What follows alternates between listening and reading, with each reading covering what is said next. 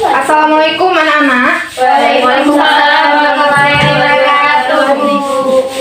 Baik, apa kabarnya kalian hari ini? Alhamdulillah baik, Bu. Oke, baik. Sebelum memulai pelajaran hari ini, kita berdoa terlebih dahulu ya. Silakan ketua kelas untuk dipimpin. Baik, Bu. Baik, sebelum kita memulai pembelajaran pada hari ini, kita berdoa menurut agama dan kepercayaan masing-masing. Berdoa, mulai. Berdoa, selesai.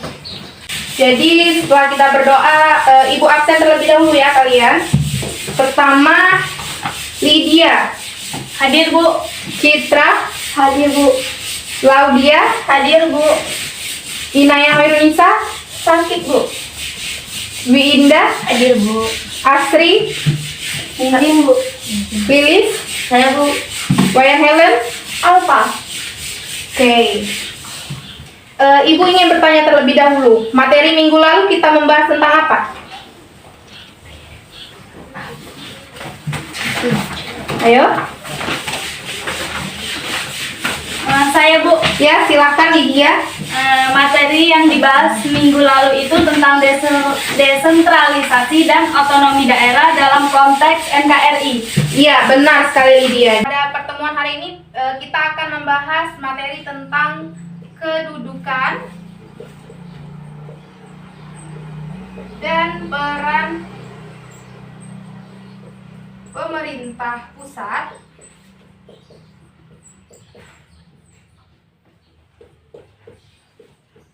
menurut UUD NRI 1945.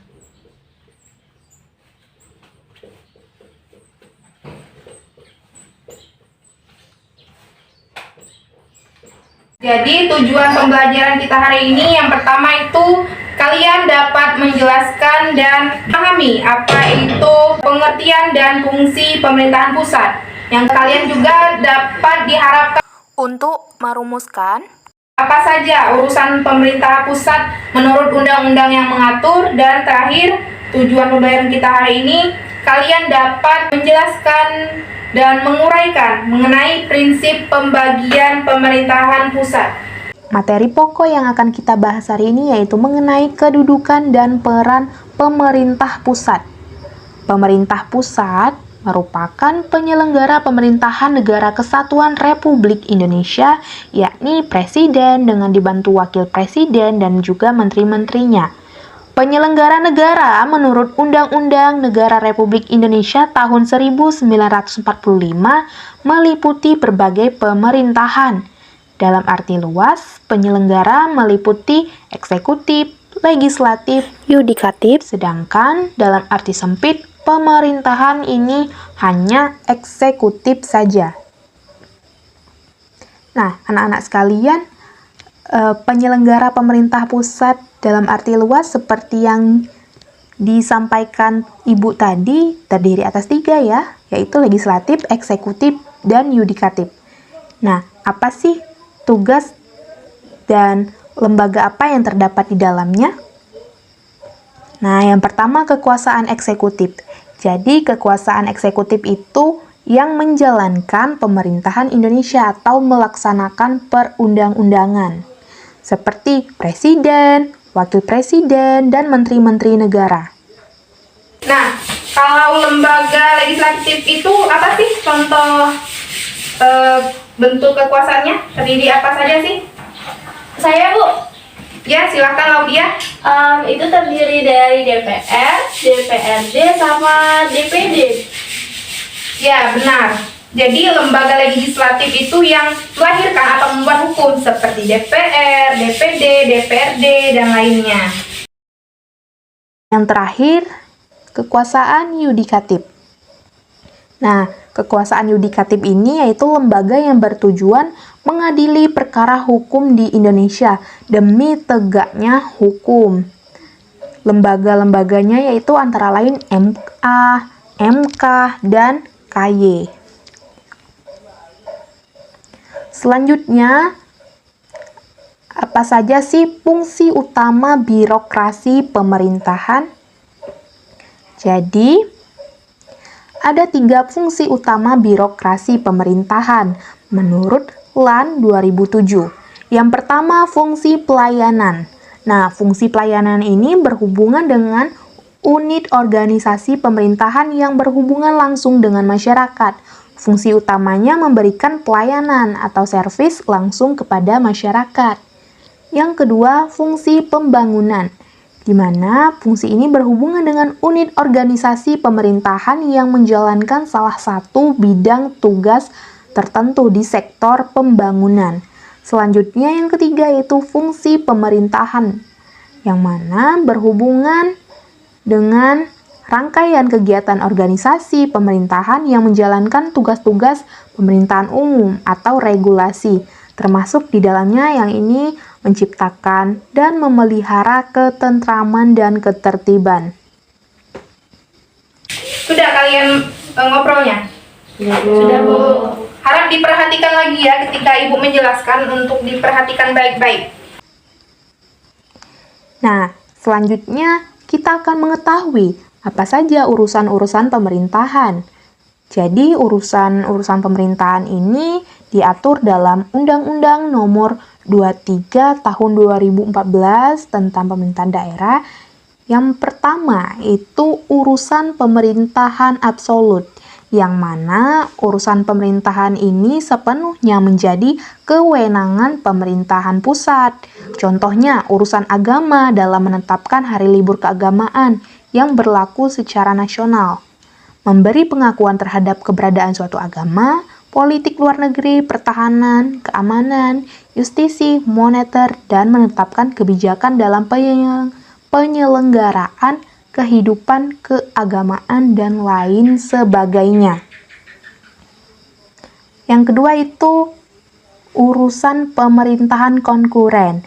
Jadi, urusan pemerintahan konkuren ini adalah urusan pemerintahan yang dibagi antara pemerintah pusat dan daerah provinsi atau daerah kabupaten kota.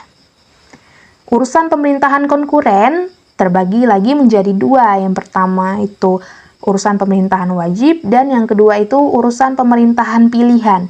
Contohnya nih, pendidikan, kesehatan, tenaga kerja, kelautan dan perikanan, perdagangan, dan lain sebagainya. Nah, selanjutnya kita akan mengetahui prinsip-prinsip apa sih yang seharusnya dipatuhi dalam pembagian urusan pemerintahan. Jadi, terdapat 4 prinsipnya. Yang pertama itu prinsip akuntabilitas, yang mana adalah penanggung jawab penyelenggaraan suatu urusan pemerintahan ditentukan berdasarkan kedekatannya dengan luas, besaran dan jangkauan dampak yang ditimbulkan oleh penyelenggara suatu urusan pemerintahan. Yang kedua itu prinsip efisiensi, adalah penyelenggara suatu urusan pemerintahan ditentukan berdasarkan perbandingan tingkat daya guna yang paling tinggi yang dapat diperoleh.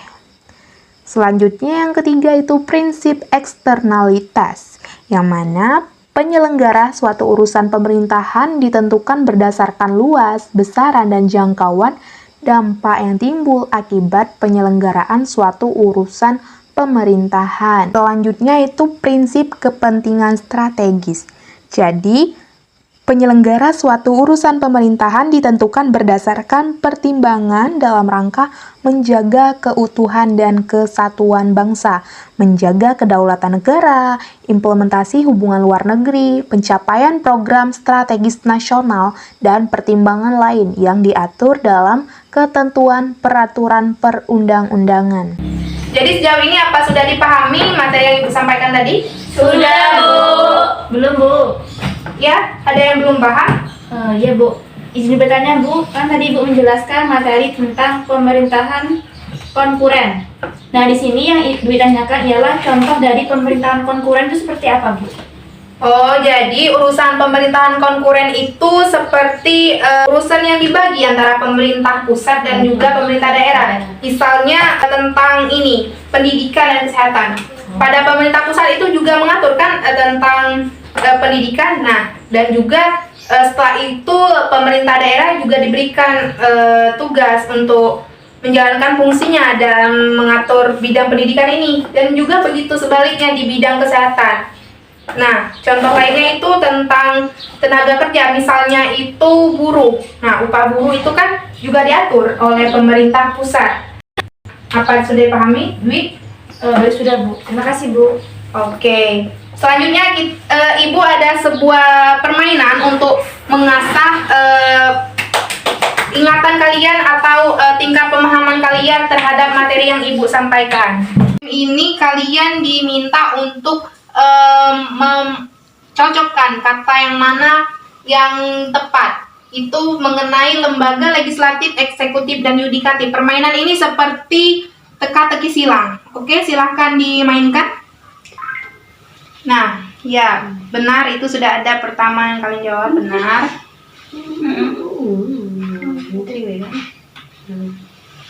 Ya, menteri, benar.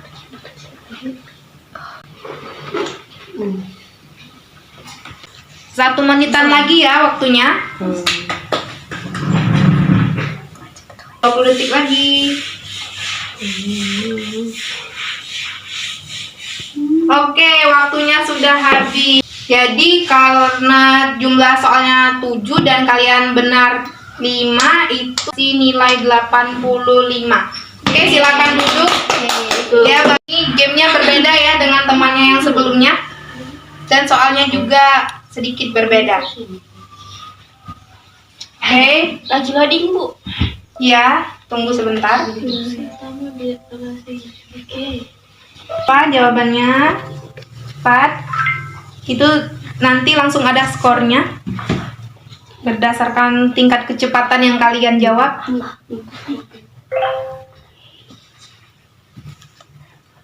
Soal terakhir.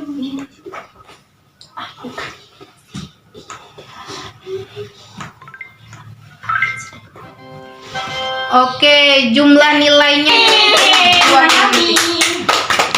Oke, kita beri aplaus untuk kalian. Berarti tingkat pemahaman kalian terhadap materi yang Ibu berikan sudah semakin meningkat ya. Nah, ini Ibu ada tugas kelompok untuk kalian dengan teman sebangku kalian. Diperhatikan. Nah, jadi tugas kelompoknya ini kalian diberikan tugas untuk menganalisis harmonisasi kewenangan antara pemerintah pusat dan juga pemerintah daerah. Nah, analisis ini akan dikumpulkan atau ditampilkan minggu depan di depan kelas. Kalian sajikan di depan kelas dan kalian presentasikan dan disajikan dalam bentuk PowerPoint. Apa sudah dipahami terkait tugasnya? Siap Bu. Karena kalian sudah menjawab game yang Ibu berikan tadi dengan baik, Ibu memberikan kalian reward berupa ini ya, cukup sederhana tapi semoga kalian menyukainya ya. Ini Ibu berikan. Isra. Tapi ya, ini dia. Kasih Bu.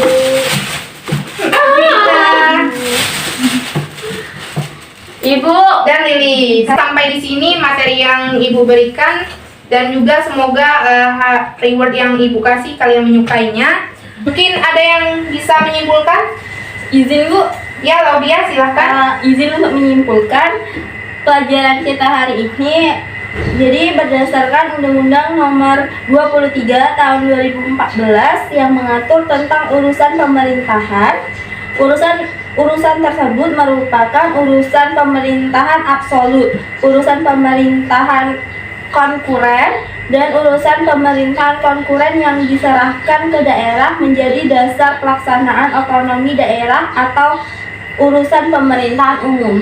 Sekian Bu. Jadi itu kesimpulan pada materi pertemuan kita hari ini. Ibu harap kalian dapat memahaminya dengan baik. Semoga ilmu yang Ibu sampaikan dapat bermanfaat bagi kalian. Amin.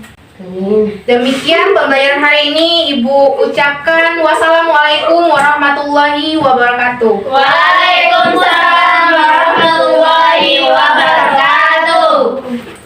Ibu pulang lebih dahulu ya. Iya Bu. Hati-hati Bu. Dadah.